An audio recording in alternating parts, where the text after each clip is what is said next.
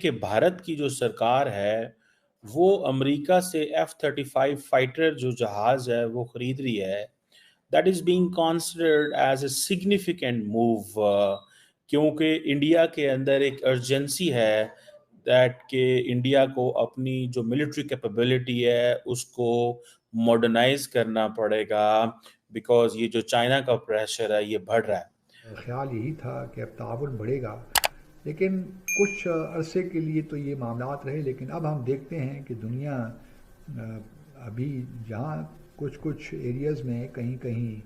تعاون بھی ہمیں نظر آتا ہے، لیکن ایک کیاس بھی نظر آتا ہے، انارکی بھی نظر آتی ہے. پاکستان جو ہے وہ سمجھتا ہے کہ ہمیں اگر اپنے آپ کو سیکیور کرنا ہے، بیکاز پاکستان کے پاس تو کوئی چوائس نہیں ہے، کیسے ہم یہ سیکیور کر سکتے ہیں، کیسے ہم اپنے آپ کو بچا سکتے ہیں ان کیس انڈیا جو ہے وہ امریکہ سے یہ جہاز جو ہے وہ لے لیتا ہے. انڈیا کا تقریباً 84% $84 بلین ہے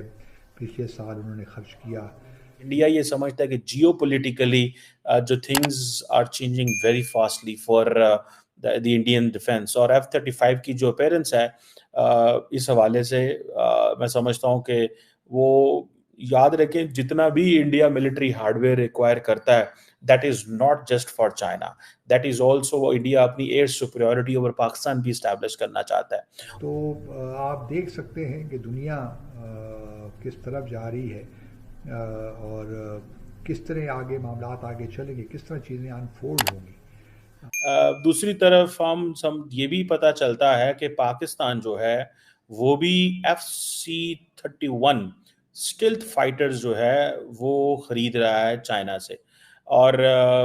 یہ پاکستان اینڈ شاید یہ سمجھتا ہے کہ جتنا زیادہ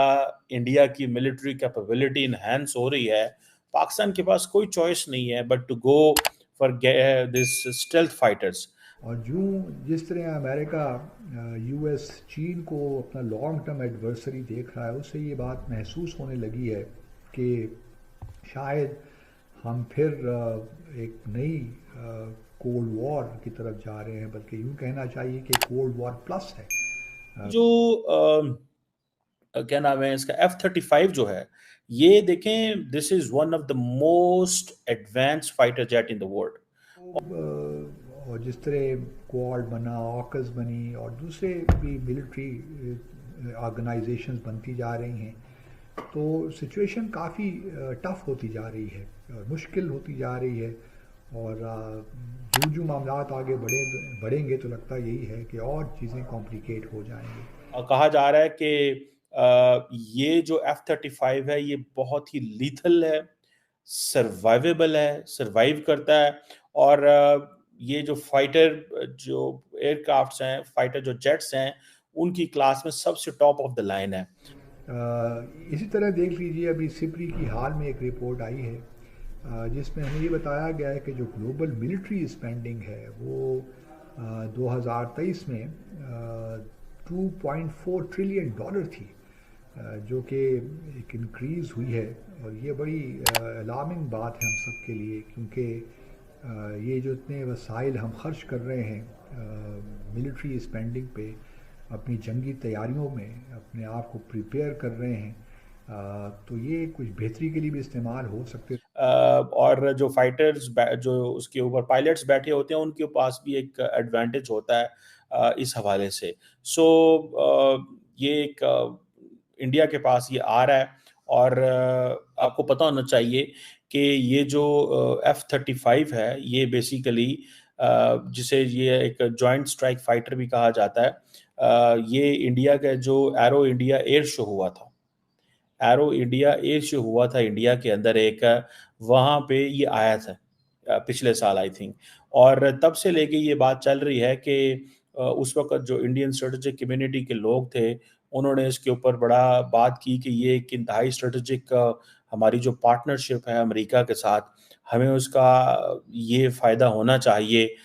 کہ یہ ایک ہائی لیول جو امریکن پارٹنرشپ جو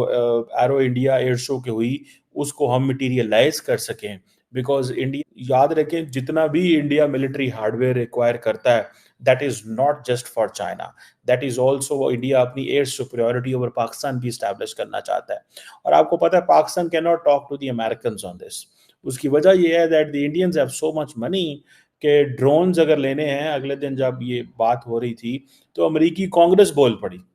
कि हमने ड्रोन नहीं देने, क्वेश्चन पूछें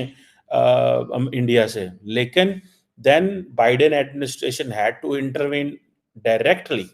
और उन्होंने कन्विंस किया कांग्रेस को कि हाँ जी आप इस पे परेशान ना हो, लेकिन हम ये देना चाहते हैं ड्रोन्स इनको। बहरहाल